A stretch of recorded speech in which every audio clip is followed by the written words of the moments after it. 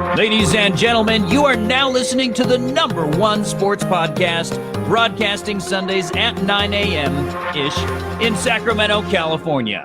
Sports Talk 916. Now here are your hosts, Greg Bowl and Coach Greg Barroso.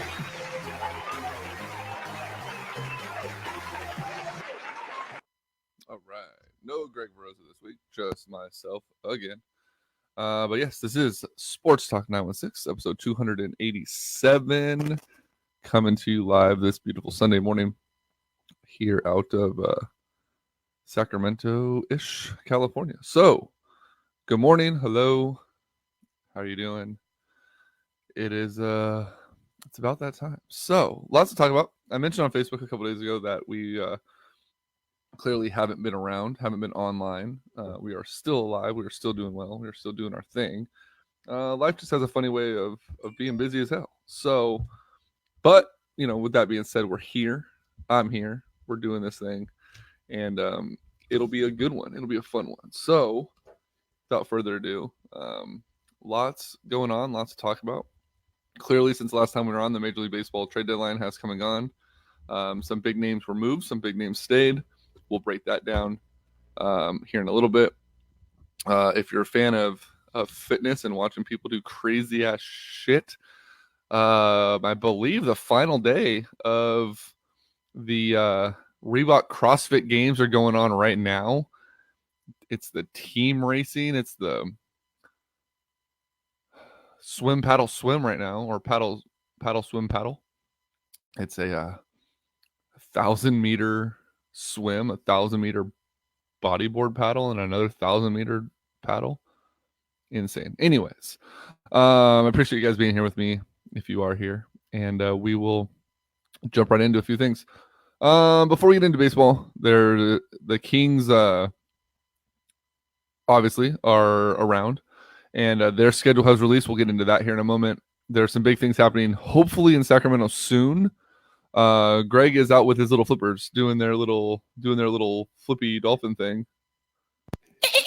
And it's their final big weekend of something swimming. Why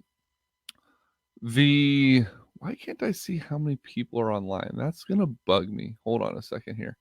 I'm trying this new, there we go. Why won't that just stay on the screen? Can I pin that? Oh, I can't pin it. Sweet. All right, cool. NBA schedule came out. There's some stuff coming around, hopefully soon, about Major League Soccer in Sacramento. Nothing was announced at the Board of Governors meeting, but Don Garber is expected to be in Sacramento soon for a visit. He's also expected to visit St. Louis and another city as well. The big thing about that is they made it very, very clear that at the Board of Governors meeting that there would be zero announcements of any type of expansion. It's not Major League Soccer style to expand or to announce an expansion from a Board of Governors meeting. They always do it on the ground in the city in which they are announcing the expansion. This is not an announcement saying that the expansion is coming. However, Don Garber is coming to Sacramento, and he will be here in a number of weeks, which could pose to be good news for Sacramento. Should any type of announcement come, it would come directly from the mouth of Garber and directly from the city in which they're making that announcement. So stay tuned to that. Speaking of soccer, if you're a soccer fan, Football Mexico is coming back to Raleigh Field in October. We put out an announcement in coordination with the Rivercats last week for that, so you can check that out as well. The Sacramento Kings preseason schedule and key games have come out so far for the NBA. Sacramento Kings fans are bummed, upset, mad, whatever adjective you want to put out there, that the Kings don't have a Christmas Day game. I think it is what it is. I don't think that they're necessarily ready for a Christmas Day game yet. They are going to definitely be an exciting team. However, they're just not quite there. So you won't see the Kings on Christmas Day. They do have their preseason schedule out. There's 3 games at Golden One Center, 2 games in another country. I'm trying to find it here, and I can't. in another country with the Indiana Pacers. There's an international game here, and then the NBA season will be releasing soon for the entire jump off of the year, which is exciting because we're almost back to basketball time. More NBA news: CJ McCollum signed a big extension with the Blazers, keeping that core with him and Lillard intact. The Warriors, after losing Kevin Durant, have agreed to the terms on a 4-year extension worth nearly $100 million with Draymond Green. So they're keeping that core intact. India, thank you, Josh. Christmas Day games, are you serious? I don't know. Our fans are so funny. Christmas Day. Yeah, I don't know why Kings fans are so inclined. Like, honestly, I would much rather not have the Kings on Christmas Day. That way I'm not distracted by Christmas Day games with my family. I don't care that the Lakers and Clippers are both playing each other on Christmas Day. I don't care that the Rockets and Warriors are playing on Christmas Day. Doesn't excite me, doesn't worry me at all. NBA basketball on Christmas Day to me it's a poor attempt at the NBA to match its, quote unquote importance with the NFL with their Thanksgiving Day games. I've never understood the desire for an NBA a game on Christmas morning or Christmas Day. I mean, I guess like the afternoon game. Normally there's 3 games. There's an early morning, there's a midday, and then there's an evening game. If you have a family, the early morning game, I don't think anyone ever sees it because you're doing, kids things, you're doing presents, you're doing breakfast, you're doing whatever it might be. Usually you catch the tail end of the midday game, and then after dinner, or if you have like a holiday dinner, starts around like 1-2 o'clock usually, you catch the tail end of the third game, which is usually the best game. They should just play one game. Just take the marquee game, play that one game, and be done with it. Nick says our fans are so funny. Christmas Day, LOL. Christmas Day games, are you serious? Sammy, I don't know if you're dogging the Christmas Day games or if you think the Kings should be on it. And TJ says he almost never watches games on Christmas anyways. So, it is what it is. Kings fans are fickle as fuck. They need something at all times to bitch about. I mean, and it's funny because, hold on, I gotta fix this real quick. It's funny because there's a lot of negativity that swirls around the Kings, Facebook groups and all these different things, and unfortunately a lot of it just stems from fans going back and forth at each other, right? And Sammy, you're normally at the heart of it. Some of your posts are from out of left field, like maybe you have a different take on something. If your post doesn't agree with the masses, and this doesn't apply to Sam, this applies to anybody. If it doesn't apply to the masses, it's like a fucking wildfire lights off. Everyone wants to jump on you so quick. If you agree with everybody else on a post, yet you've traditionally not agreed, you're just a homer and you're being a bitch and you're just being a follower and whatever. And if you always agree, then you're just a sheep and you don't have an opinion. You're just regurgitating what you hear everywhere else. Kings fans, much like Seattle Seahawks fans, much like Oakland Athletic fans, are very, very close-minded when there's a difference of opinions. And unfortunately, it tends to put this cloud over the top of fans. Sammy does know Kings basketball. Sammy also knows that some of his takes, while they're differing or outlandish, he knows that he can embellish some of his thoughts a little bit to piss people off. And, knowing something is one thing. Posting trash just to piss someone off is another thing. And I think Sammy's got good enough at doing both together that you can't even tell which route he's going anymore. And I give him credit for that because, it may be a good take, but then he just sprinkles in some of that bullshit on top of it. And you're like, is he trolling me? Is he serious? Do we know? But it gets people so pissed off. And it's like, it's like gold every single time you post. So yeah, the Kings have not made the playoffs in 15 years. So what's to be happy about? And that's where we differ. I mean, I'm happy with progress. As long as there's continued progress, it's going to get better. You don't just become a championship team overnight.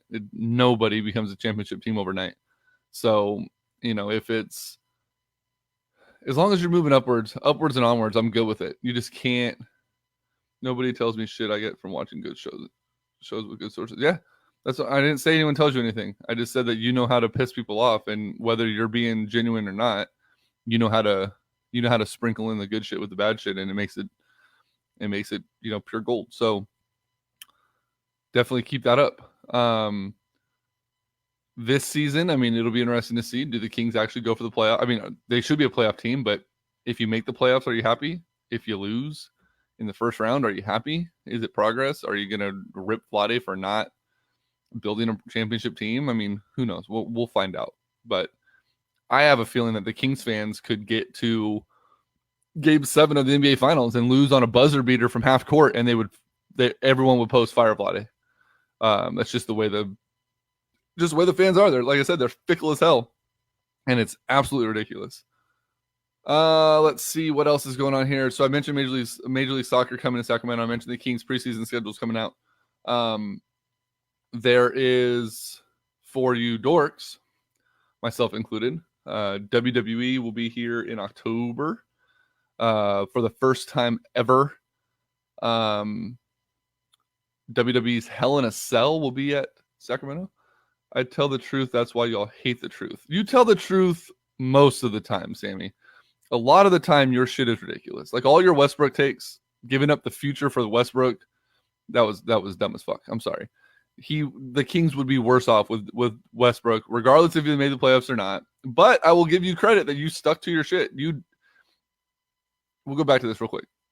You may come up with some outlandish shit. You may have takes that are about as far out of left field or as controversial as they need be. But you, unlike probably 75% of our Kings fan base that puts up bullshit all over the place, you stand behind your feelings. You stand behind your thought process. You stand behind your takes. 90% of 75% of Kings fans and other fans in general, it doesn't need to be Kings. They put something out there. People fucking roast them like you do. You get roasted. They'll either delete their post, change their post, or in the comments of their original post will change their view and go, oh yeah, you know what, you're right. I don't need to do that. We don't need to do that. This is stupid, blah, blah, blah, blah. You don't do that. You stick to it. So, like I said, whether you're being a troll or not, you keep doing your thing because you're consistent. And consistency is really what matters. Nick, I'd be happy. Playoffs and a first-round exit. That's progress, as you put it. Got to crawl before you walk. Yeah, everyone wants to compare the Kings to the Warriors. And, the Warriors had this meteoric rise. Well, everyone forgets that the Warriors were gutter trash as well, and they built through the draft, and it took them a long time. The Kings are doing the same thing.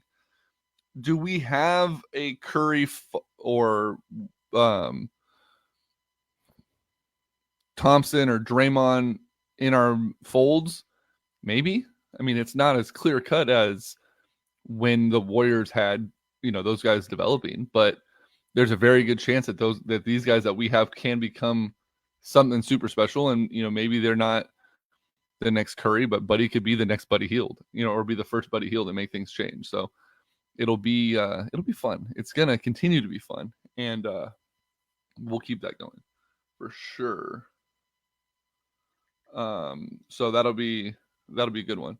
How many people actually care about the preseason is what I'm really curious about, because I don't think that there's any reason to even watch preseason basketball, to be honest with you. Nobody plays, nobody takes it seriously.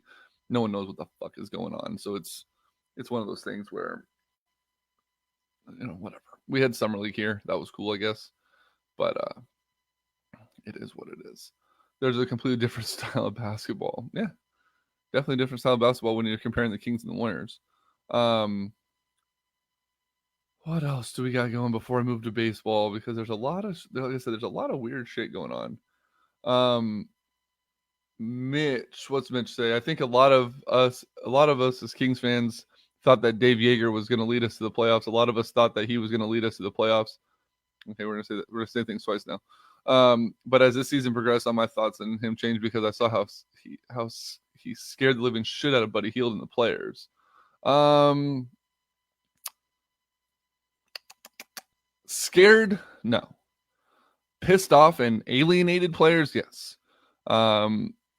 And I don't even think him and Buddy really had as big of an issue as people wanted it to be. I think they were trying to make a mountain out of a molehill, and looking for reason to light fire on Dave Yeager. Dave Yeager led the Kings to the most successful season that they've had in a long ass time. It's just he was coaching out of his realm. He was not coaching his style of play. He was not getting players to play his or a way that he was comfortable with. It was more of a freestyle basketball. And I think that's why ultimately Yeager needed to go. It's not that he was a bad coach, but he was not the coach for us, simply for the fact that we needed a coach that was going to bring out the best in our players.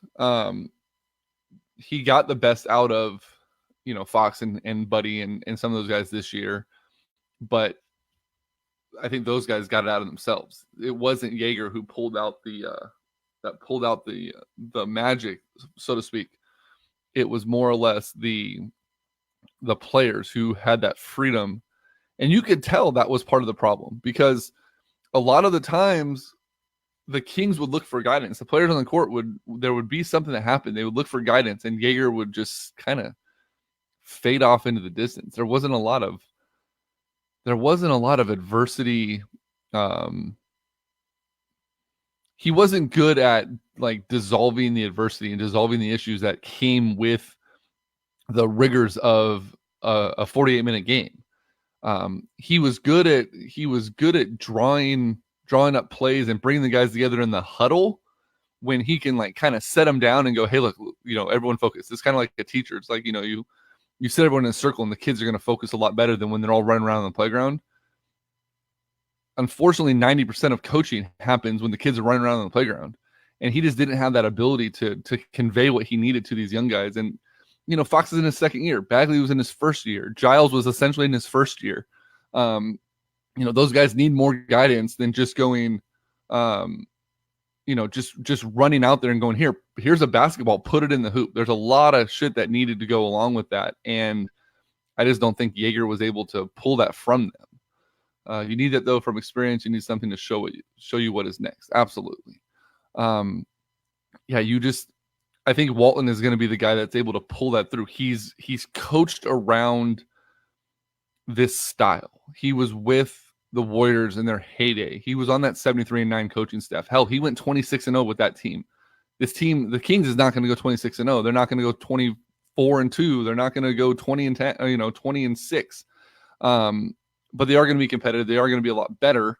And you're going to see a big change in the way that things are handled with this team under the presence of Luke Walton. And that's what we need. That's what we need to see this team grow with. So, Jesus Christ, that was bright. So it'll be interesting. I'm looking forward to seeing the future with this team. And hopefully Kings fans will learn to shut the fuck up when it comes to, like, it's okay to have a bump in the road. It doesn't need to be the end-all, be-all when they lose a game. Teams are going to get blown out. The Warriors last year got blown out by like the Magic or somebody by like 25. You didn't see Warrior fans waving the white flag and wanting to quit and firing Kerr and trading everybody. Kings fans need to learn how to temper those emotions and just channel that to the next game. Willie Cauley-Stein's gone. That's going to help a lot. Yeager's gone. That's going to help a lot. But there's just so much more that needs to be adjusted. And unfortunately, for us, we see it on the front lines. We're so in tune with all this social media shit that, everyone runs to Facebook to post something. I mean, how many people in a bar when you're watching a game all of a sudden have their phones out because it's like, oh, that happened. Go to social media. Talk about it with the people at the bar. If it's that big of a deal, you can go back and get it later. There doesn't need to be 1,500 posts about the same shit just to drive comments and reactions and this and that or whatever. And And I think that's part of the reason I think Kings fans are so negative, and sports fans in general are so negative, is that they want to just be the first one to post something. So they'll come up with some outlandish shit trying to rile people up, and then their phone goes crazy because they're either getting praised by the people that see it the same way, or they're getting grilled by the people that see it the right way. And it turns into this frenzy, and it's ridiculous. It's ruining the fan experience. And I think, that needs to change. Way of the world, bro. Absolutely. It is the way of the world, and it's stupid. But it is what it is. I'm gonna get off my soapbox. There, I'm off it. But yeah, so King season should be interesting. NBA season should be interesting. There may finally be parity in the NBA. The full season release is in a couple of weeks, or maybe in a week or so. I can find out real quickly. But I know that the Kings are going to have a lot of national games, just simply for the fact that they are getting better.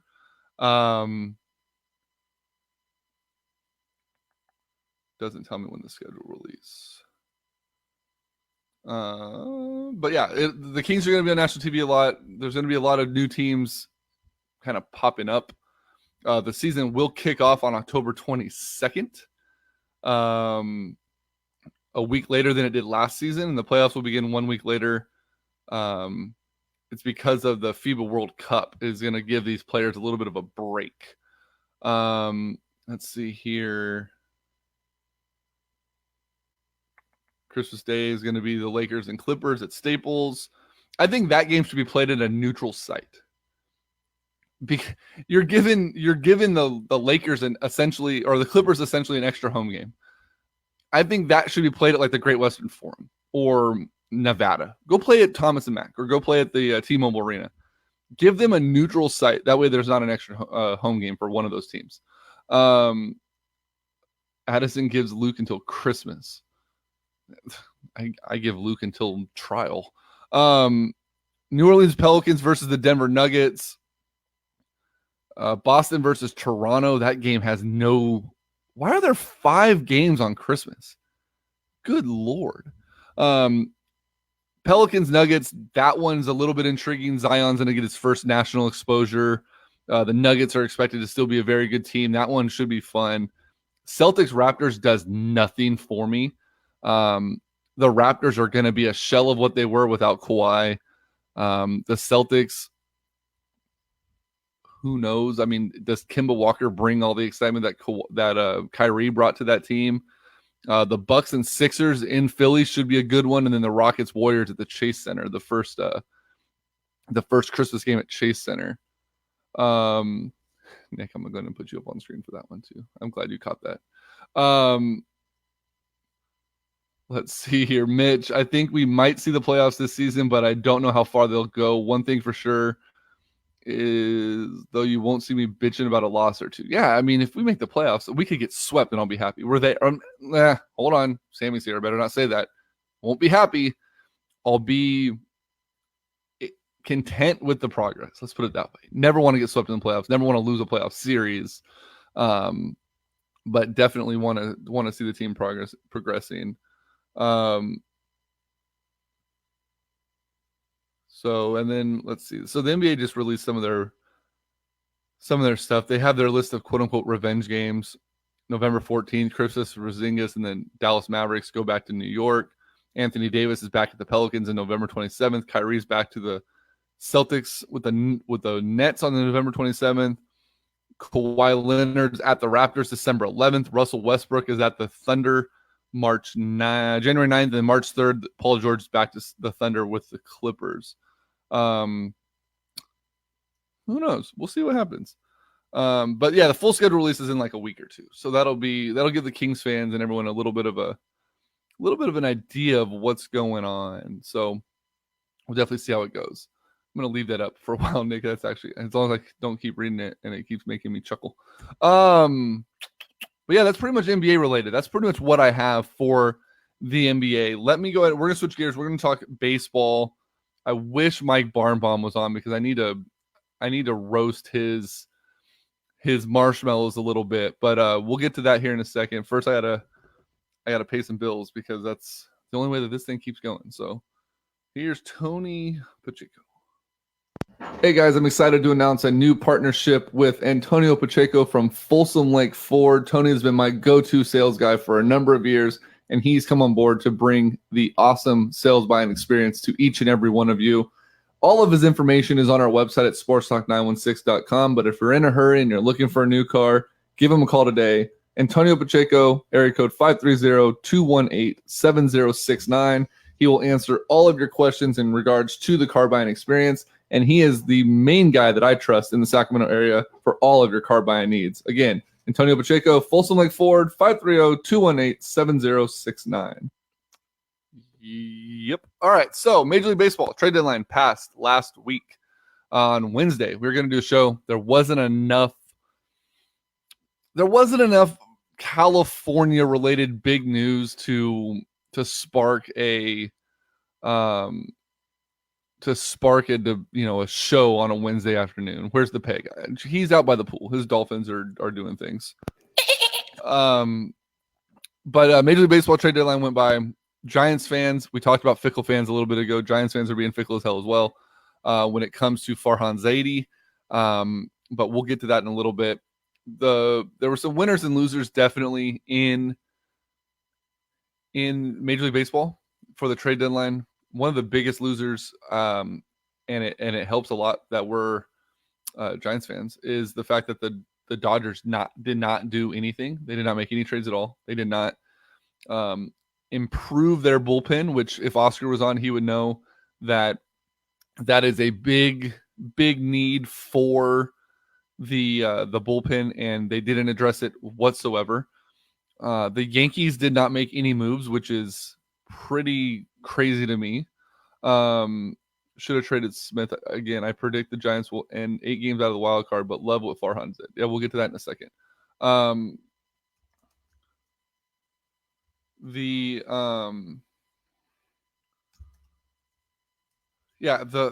know, man. It's one of those things where Zaidi, I think, did great.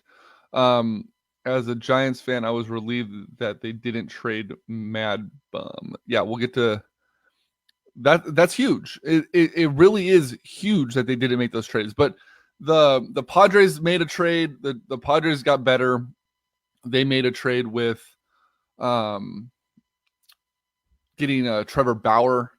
They helped laminate a trade. It was a 3-team deal with the Indians giving up Bauer and the Reds. Was the Reds that gave him up? I don't know. Anyways,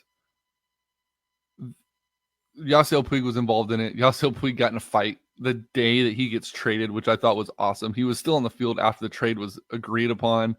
The brawl breaks out. He's throwing punches, so now he's suspended 3 or 4 games. But they make this deal. It moves Yasiel Puig.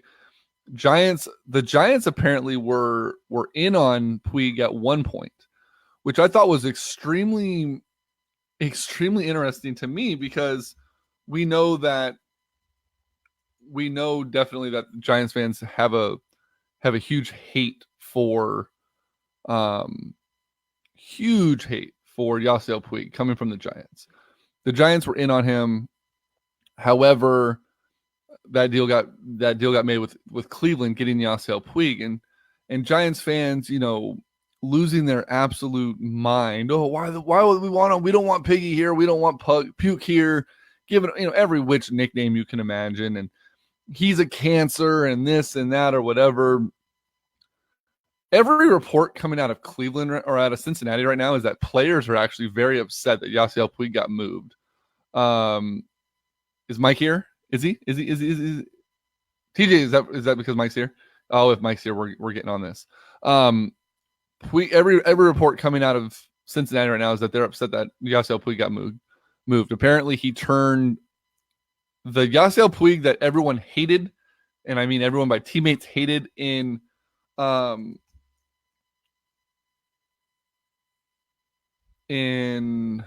damn it, why am I drawing a blank? In LA was not the same Yasiel Puig that was in Cincinnati. People were happy. People were, teammates were happy that he was around, and they're upset that he got traded. Oh, Barosa's here. That's not who I wanted. I want Barnbaum to be here. I would have loved to have seen Yasiel Puig here as a Giant. I think it would have been a good move for the outfield, especially with Dickerson going down. And that didn't happen. The other teams in the league got better, obviously, around the Giants. Except for Arizona. Arizona, who was 2 games back of the Giants in the wild card, traded Zach Greinke at the deadline. Oh, Barnbaum is here. All right. We're gonna switch gears. I'm not even gonna continue this. I was getting sidetracked anyways. I'm gonna come back to the Giants. Barnbaum, Mike and A's fans have a hard on right now for this fan that was in Colorado in the little bullpen gimmicky game, throwing a baseball against a radar screen. This kid threw the ball 6 times, 92, 93, 95, 96, 95. The A's, being the Oakland Athletics that they are, signed this kid to a deal. Oh, because he threw 96 miles per hour. No mention if he's ever played baseball. No mention if he's ever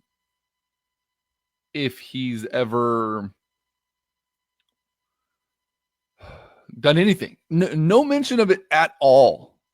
If he's a baseball player, period. Yet they signed this kid, right? And A's fans are losing their mind. Oh, look what they did. It's so cool. It's a cool story. I'll give you that. It's a cool story. But yesterday, TJ posted on our Facebook page that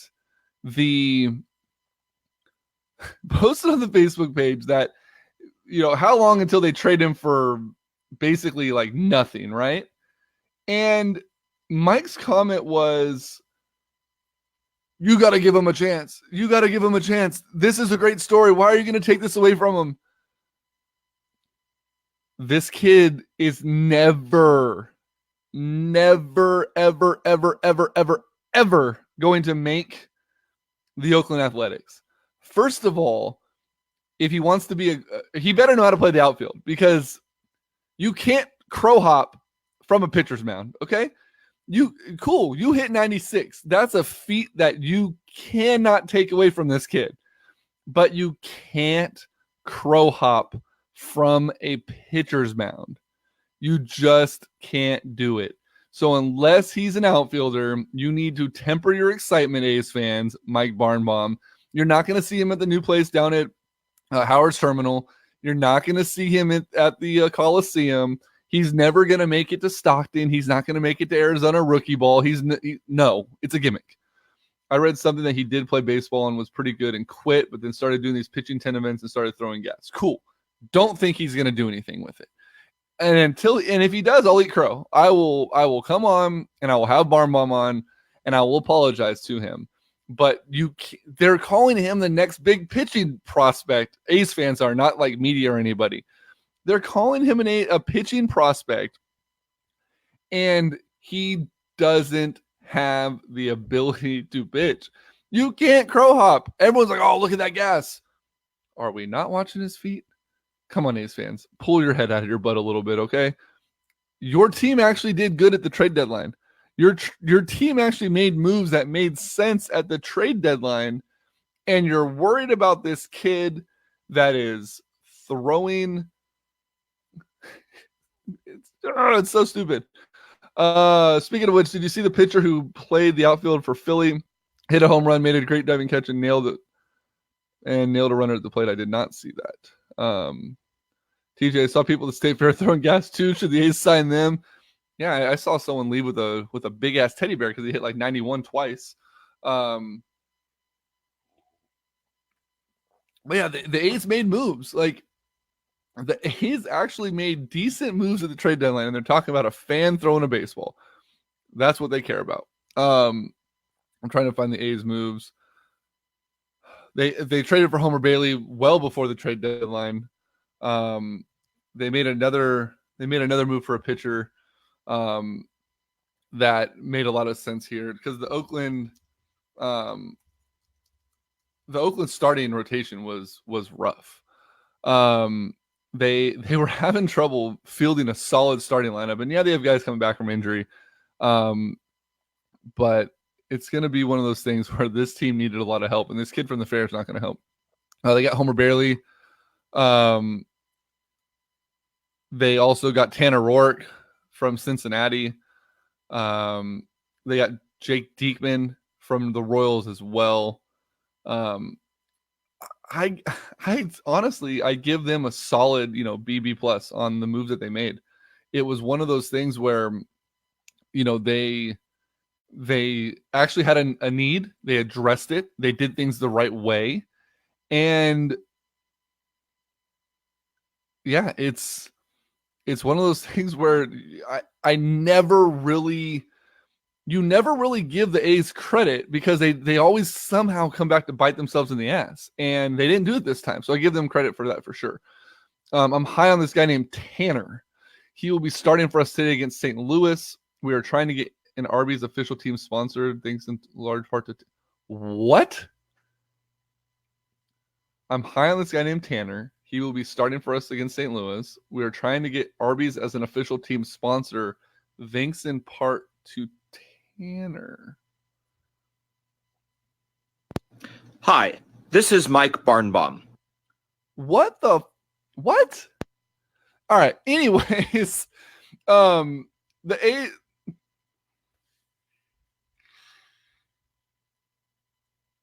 I don't know. I don't get it. I don't understand. Mike,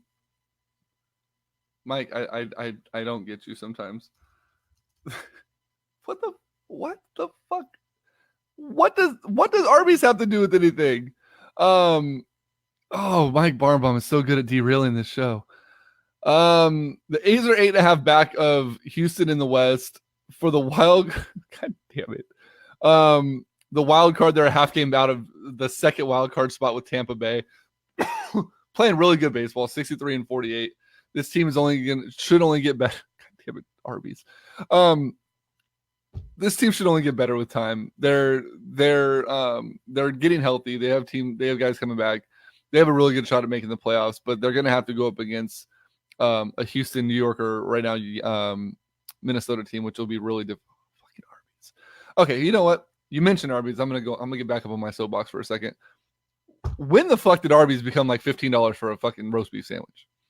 I used to go to Arby's and get 5 roast beef sandwiches for $5. Sometimes, and then it went to like $5.55. I was okay with that. 5 for $6 was cool. First of all, they don't do that anymore. Second of all, for like 2 roast beef sandwiches, it's like $12 now. Stop it, Arby's. Stop it. Okay, Tanner first learned that he was getting traded while he was dining in an Arby's. It's all over social media. You must not get why Arby's is the center of attention in all of this. A's fans get it. Okay, that's stupid.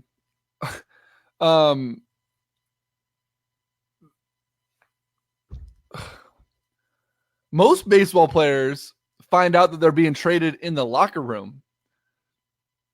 If, for example, the River Cats were playing, I don't know what team it was. I don't know who the AAA affiliate of the Brewers are.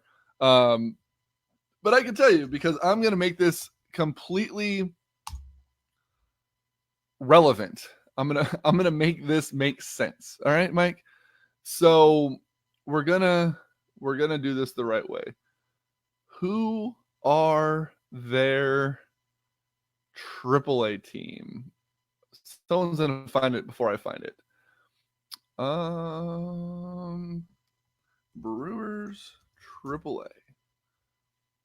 Minor league affiliates of the AAA Brewers this season are the San Antonio Missions. Never heard of them. Thank you, Mike. You knew it. So, Mauricio Dubal, who the Giants just traded for, was the River Cats were playing. The River Cats were playing the Missions. Okay. In San Antonio. When the trade went down, our new shortstop was in the dugout of the Missions. Okay. He shows up to, not the dugout, I'm sorry, the clubhouse. He shows up to the ballpark. He walks in. And he goes to his locker. He sits down at his locker. And he gets approached by one of the managers of his team. Dubon, I'm sorry, not Dugal. Dubon. And is told he's traded. So he packs up his gear.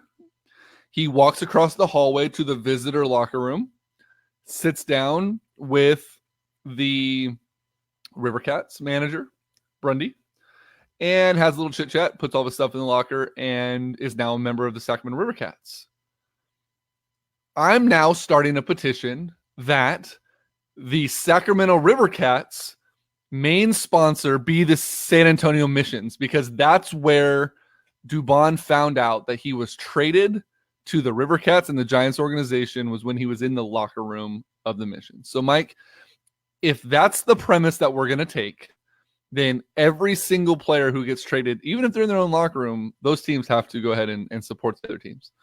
Last year, the Brewers AAA was the Colorado Sky Sox, but Colorado Springs moved to AAA Single A. San Antonio upgraded from AA to AAA. Thank you for the history lesson, Mike. I give you shit, but you always know your AAA baseball for whatever reason. Anyways, Arby's is a dumbass sponsor. Arby's is overpriced. They're stupid. And they need to go back to 5 for 5s. As I mentioned, the A's are only a half game out. I think that they're going to continue to play good baseball. And I wouldn't be surprised if they can lock down one of those wild card spots and make a decent push in the playoffs with Tanner Roark, with Homer Bailey, and then with those guys getting healthy. It should be pretty decent. The Giants, on the other hand, the Giants were a much larger focus for the trade deadline. There was so much speculation that they were going to be major sellers. They were going to trade Bumgarner. They're going to trade Smith. They're going to trade Watson. They're going to trade Dyson. Like, everyone was gone. Pablo Sandoval could have been gone. Drew Pomeranz was going to be gone. And the Giants were actually more or less were buyers. The first deal they traded. Okay, so let's give a little backstory on this, because everyone wants to rip Farhan Zaidi for the moves that he made. Farhan did an amazing job with this trade deadline. The Brewers early on,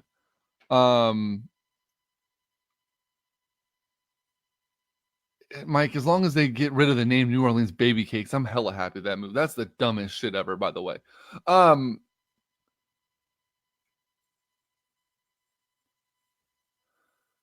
The Brewers literally showed their hand early on with the trade for the Giants. They offered Mauricio Dubon, their top prospect, to the Giants for Madison Bumgarner like 2 months prior to the trade deadline starting. They were the first team that inquired about Bumgarner. That's what kind of set off the fire that he was going to be traded. The Giants weren't ready to make a deal at that time. Bumgarner was still kind of coming into his own, and he hadn't hit that stride yet. They then inquired again about Will Smith for Dubon, and the fact that they threw their top prospect out twice for two of the Giants' top pitchers. Zaidi knew that they were interested in getting bullpen help, but he also knew that they've already set their price that Dubon would be available to them. I don't know how he did it. I mean, he was patient. He waited. Other teams around the Brewers began to acquire closers and acquire different pitching prospects. And I believe that the Brewers front office panicked that they weren't going to get something.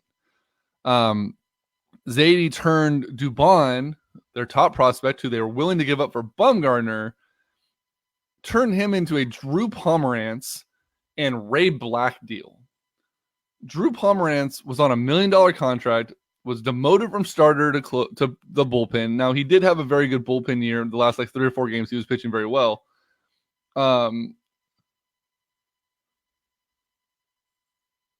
And Ray Black is a career AAA player. He won't crack the bigs.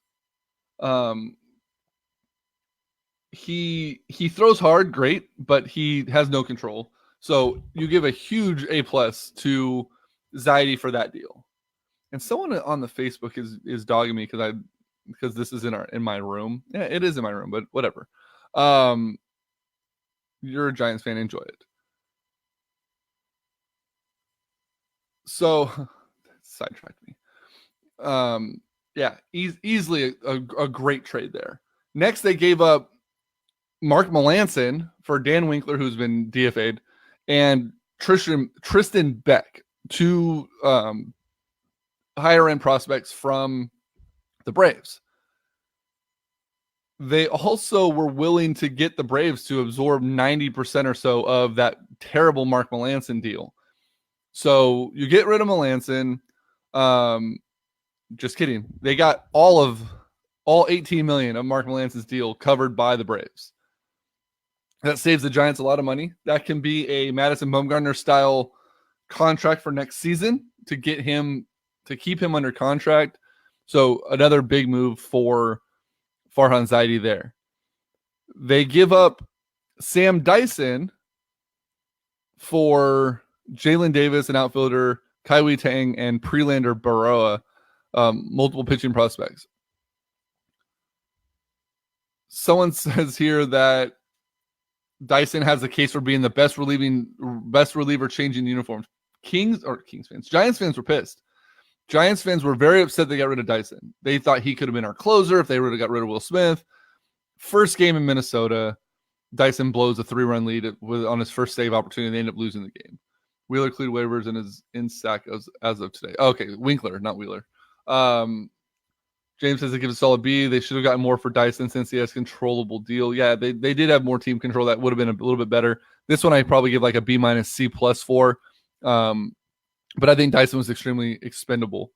They got outfielder Joe McCarthy for left-hand pitcher Jacob Lopez. No one really knows what's going on with that. That one I give an inconclusive grade to because we just don't know much about him. They also acquired Scooter Gennett, second baseman, for cash and a player to be named later. Or cash or a player to be named later. Scooter Gennett coming off of an all-star season last year, battling a little bit of injury, already has produced more in 2 games or 1 game than Joe Panik has in the last 2 months. It could definitely be the end of Joe Panik at second base for the San Francisco Giants. Panik has been non-existent at the plate.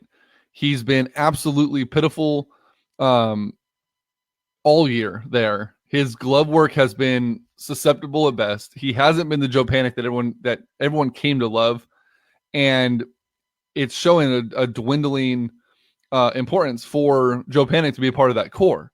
Dubon can play second base if he gets called up from Sacramento, but Scooter Gennett right now has slid into that role, and it looks like he will be the Giants'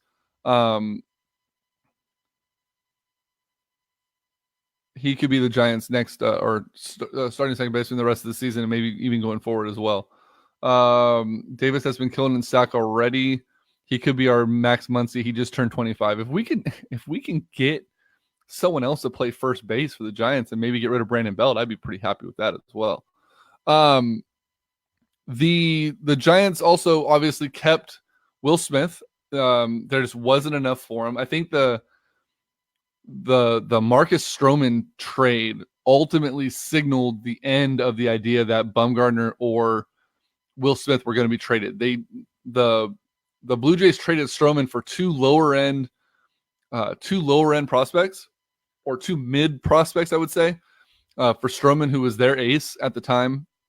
that really, really set the bar low for the Giants value-wise to get anything for those two players. And I think that's part of the reason why we didn't see Bumgarner or Smith get traded. It's just there was zero value there to be had for them. Giants fans were extremely concerned that, at least through all the Facebook groups, that Bumgarner was being talked about with the Brewers. Again, right before the deadline, there just wasn't enough there for them to make a deal. It would have to be one of those things where they were going to be willing to give up a current Major League Baseball player and a top prospect in order to get him. And the other teams weren't willing to give up that much, and the Giants weren't willing to take less. Freeing up Melanson's money, the $18 million, hopefully will give a spark to Farhan to be able to sign Bumgarner.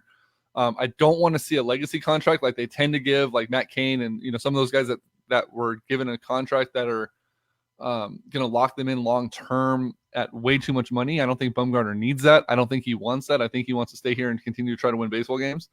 And I think Bruce Bochy had a big part of them not moving him as well. So there's a lot of talk to that. Barn Bomb, not to get sidetracked, but did you hear that this week coming up?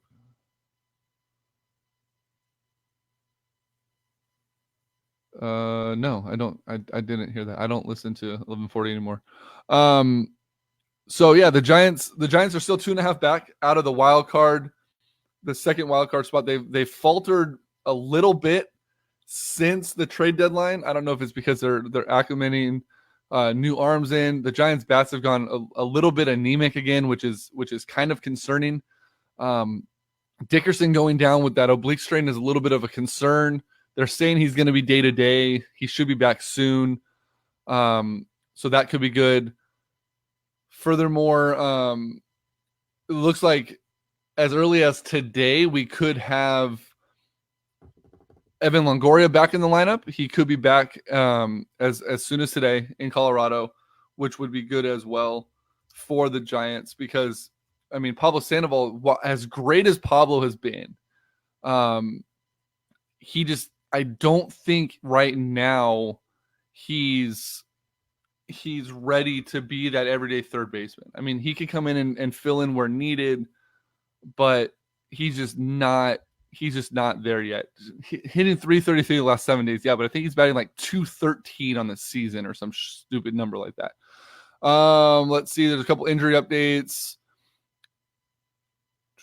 Pilar missed Friday's game. He's doing better. He could play this weekend, but I think they're giving him another day.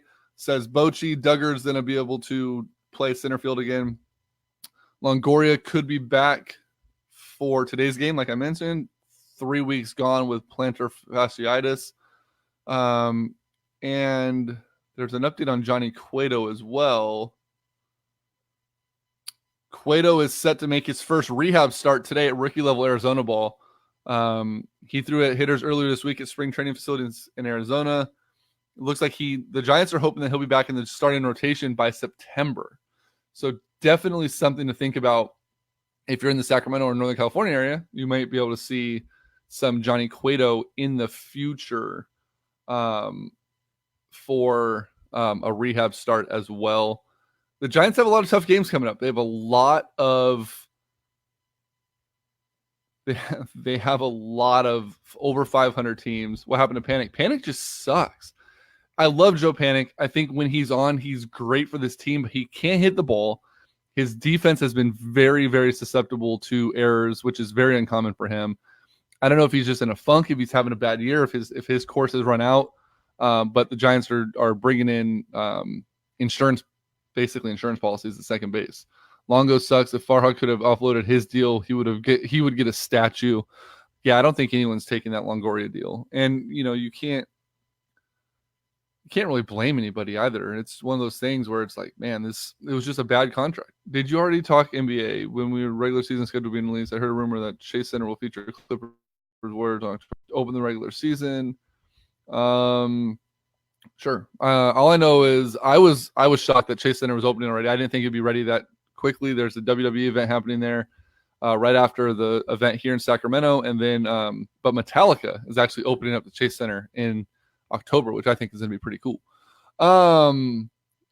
Posey had a go-ahead double in the 8th, which was nice last night. Good to see Posey's back coming to life a little bit.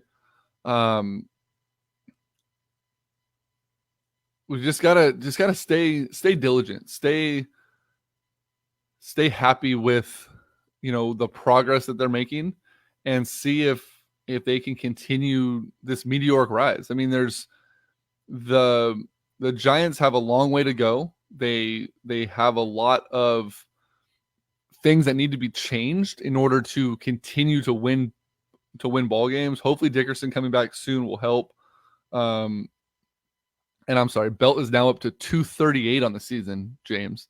So he's raking like a son of a bitch now, hitting that 333 for 7 days. But I shared this video to a Crook and Kite page. It's a pretty robust group of Giants fans. I want to say like 8 or 10,000 strong, or actually there may be more, maybe like 20-something thousand strong if I remember right. And I want to give them some credit because there's actually quite a few of them watching right now, which is really nice. It's a well-rounded group, and we talked a lot this morning about how bad Kings fans are, and Giants fans are the other way around. There's a couple crazies, there's a few of them that get pretty emotionally attached to the idea of the 3 and 5 still being alive, and you can't trade Bumgarner, you can't trade Belt, you can't trade Posey, all this stuff because we have to keep that core intact. But for the most part, this group is pretty level-headed. There's a couple of people that, after a game, they think the world's on fire. But it is definitely one of those things where Giants fans kind of bring a new life to this. So I wanted to just kind of give a shout out to that group while we're talking about it. Giants fans, it's been a rough one. I mean, and A's fans too. I mean, Bay Area baseball has been getting kind of the short end of the stick lately. I mean, the A's will do good and then they trade off everybody. The Giants had that great run and then everyone just got old. And it's one of those things where you watch this and you're like, fuck, these guys are going to start committing suicide if they don't make a safe trade and not get rid of Bumgarner and not get rid of everything else. But it's one of those things where it's like you look at it and you go, there could be a riot in the Bay Area if Bumgarner would have been traded this year. But at the same time, those same people that would have rioted are all on board, or most of them are on board with the idea that you don't give that legacy deal. You don't give a contract to Bumgarner just because he's Bumgarner. Like, he has to continue to pitch and he has to continue to do his thing. And it'll be interesting to see how Farhan approaches the rest of this season. He's excuse me. He's got a tough decision in front of him because Giants fans, we are very in tune with what's going on, very up to date with the vibe of the city and the fan base. And it's almost like the community can just like hit a button and go, hey, we're not going to games this week. And then something good happens and they flip that switch and everyone's back and it sells out and it's loud and it's raucous. And so I'm curious to see, and I would love to see what the consensus is with, what happens if he does come back, or what happens if he doesn't come back next season? Barnbaum, I can see Bumgarner leaving the Giants during the offseason. Why, Mike? Because you're an A's fan and you don't like the Giants? I can see everybody good on the A's leaving just because it's Billy Beane and he's going to trade everybody. Do we want to take that stance? What's the real reason you could see Madison Bumgarner leaving the Giants? They freed up a bunch of money. He proved that you can continue to pitch with him. You prove that he can continue to play.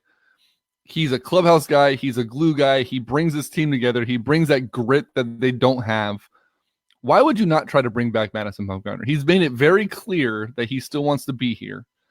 Like James said, Dallas Keuchel got 1 year, $10 million. Bum can get $355. Bum could probably get like $348. Give him $12 million. Give him $18 million a year. Give him, whatever it might be that's going to give him that that comfort that, yeah, we want you here, but we still have room to build around you. Don't be shocked if Mark Melancon's $18 million that was left on his gets sweethearted into a deal for Bumgarner. The Giants don't want him to walk for nothing. He's going to get something, and they're at least going to have to offer him they're going to have to tender him a deal so that if he does leave, we at least get a compensation pick. Madison Bumgarner was not going to get traded during the season. It just wasn't going to happen. I couldn't see it happening. It could have, but nobody was giving Barry Zito money. There it is. 7-year, $200 million deal for Bumgarner to finish out his career. Make him a lifelong Giant. Give him all the money in the world. Give him ownership. Let him be a Giant forever. Didn't Matt Bum say even if he was traded, he was going to try and re-sign with the Giants? I don't know that he said that. If he did say that, I will throw a little bit of a party because that's what I've been hoping. I've been saying it all along. If we could get a Aroldis Chapman style deal done for Madison Bumgarner, if they could have traded him, got something for him, sweetheart deal in the back end to bring him back in, that would have been amazing.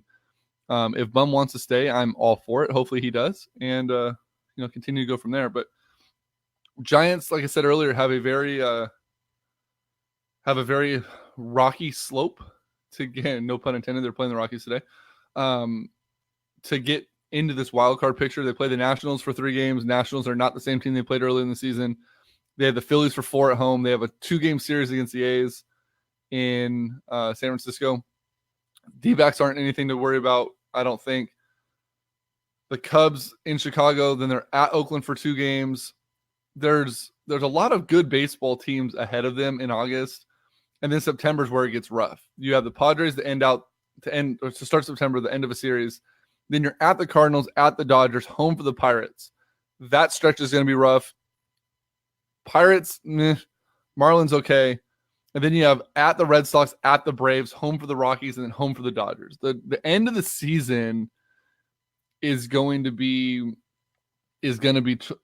crazy for Giants fans, and it's going to be crazy for the team to see how this team bounces back. And it's going to be Bochy has his work cut out for him, I feel. And I'm excited to see what Boch can do to continue on with this rise that he's doing. Mike, no, they do not do a sign and trade. We said at the beginning of the season, Bochy needed 73 wins to hit 2,000 for his career. He is 16 away from that. So if the Giants can win 16 more games this season, Bochy will hit that number, which a lot of us thought was a long shot. A lot of us did not think he was going to hit that 73 wins. The one game of the A's that I'm going is sold out on Saturday, August 24th. Only Mount Davis tickets remain for this game. Sweet. I'm glad that they can sell out some tickets for that game. The A's fans need to start going to games. Prove that Howard's Terminal is not going to be a mistake. Let's see. Anything else? Round robin. Anyone want to throw anything in here before we cut out? To Mark Williams, I appreciate the yawn in the Facebook watch video. It's always, your support is unwavering, and I really appreciate you. And Sharon, yeah, like I said, I am in my bedroom, so enjoy it while you can. For those of you that not sold out tickets remaining, nice try, Charlie. Thanks for coming in with that correction. Yeah, if tickets are available for Mount Davis, that means it's not sold out. If Mount Davis sells out and tickets are no longer available, then it's a sellout, Mike. You should probably learn how that works. That would be like the Kings announcing, "Hey, we are sold out, but season tickets and every other ticket in the arena is available, but it's a sellout and 8 people show up." Little housekeeping for those of you who follow our show. September 1st. What do you think of the A's trades? We already went over the A's trades. I give the A's a solid like B-, B+. I think that they addressed needs, and they did a good job. They weren't overly aggressive, but they also weren't stupid with the way that they made their trade. So I give Billy Beane some credit. It's Howard's Terminal better be a go. I keep saying this. That's the only viable option for this team to make things matter. Fantasy draft party. Sunday, 4:00. Citrus Heights, Buffalo Wild Wings. I support you. You should put some pictures over your headboard or a mirror. Yeah. We just moved into this place a couple Jesus Christ, it hasn't been a couple months, 7 months ago. We're still working on it. I'm just gonna get a big old naked picture of my wife and put it up there, and then have that just turn the camera so that it's like just pointed straight at that the whole time, so you don't have to see my face.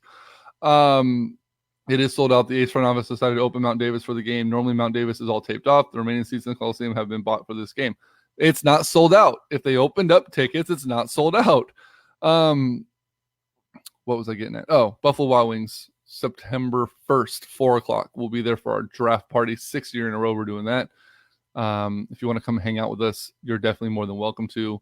There are 3 spots left open in our league. I'm going to figure out a way to fill those with listeners. Mike, September 1st, Buffalo Wild Wings, 4 p.m. Just said that.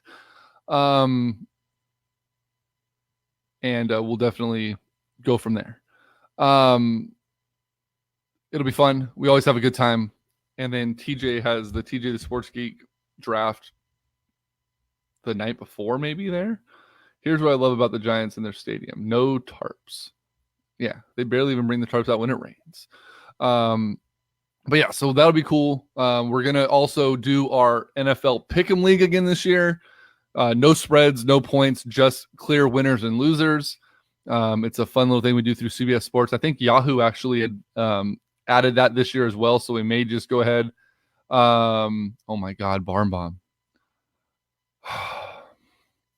September 1st, 4 p.m., Buffalo Wild Wings, Citrus Heights, the same place as every year, 6 years in a row, in the lobby or in the dining room against the wall. We're going to draft, and we're going to have stickers like last year.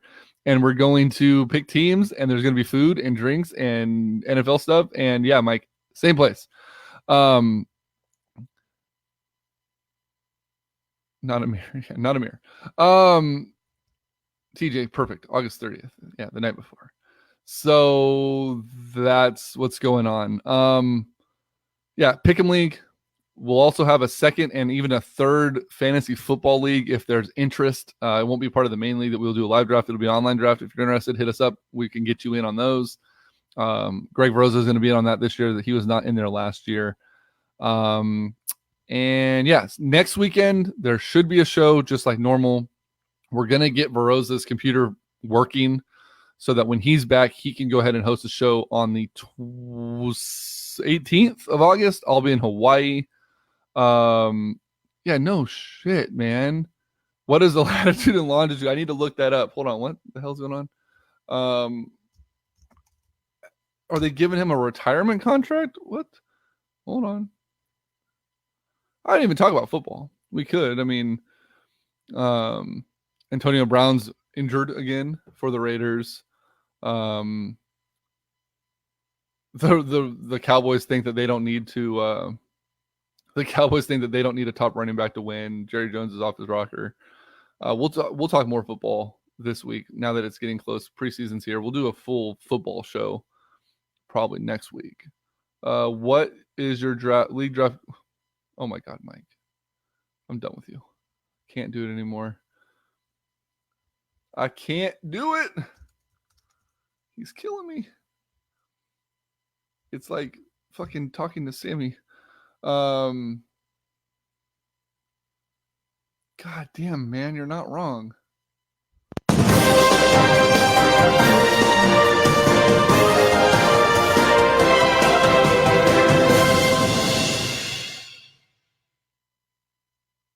The New England Patriots and their quarterback Tom Brady has apparently finalized or close to finalizing an agreement on a contract extension. Probably another 2 or 3 years to Tom Brady. The first comment on Twitter here says, great or awesome. Another 3 more years of Brady getting praised for checkdowns. Chiefs winning it all this year. The Chiefs better win something. That team needs to do something big. But yeah, we'll do a football show next week. It'll be fun. We'll go through and break down some of the teams and the leagues and the whatnots, and get that all taken care of for sure. But yeah, that's pretty much what I have for you. Hopefully Veroza's back next week. It is difficult to do this by myself. I usually need his banter and his incorrect takes to fuel the show. I'm sorry to those who are watching that, don't support my bedroom decor, or quote unquote studio decor. But yeah, so I appreciate all you guys that tuned in and watched. The Crook and Kite group, I mentioned you guys. Thank you very much. All our Kings fans, all of our loyal listeners. It has been fun. We will be back at it next week. So for Greg Veroza, who's not here, I almost took the Giants line. For Greg Veroza, who's on assignment, and for myself, it's been fun. Niners will have a top 5 defense this year. We'll get to football next week. Jesus, you guys don't listen. Hey, Barn Bomb. Citrus Heights, Buffalo Wild Wings, September 1st, 4 p.m. Dining room. Be there or be square. Patriots getting at least one more ring out of that deal, probably. Mike, look up your bus schedules, figure out how to get there, and we'll see you guys September 1st. But until then, for Greg Veroza, as I mentioned, for Addison Moore, our Rivercats and Giants beat writer and owner of Cove Times, and for myself, Greg Bull, this has been episode 286. We'll see you guys next week.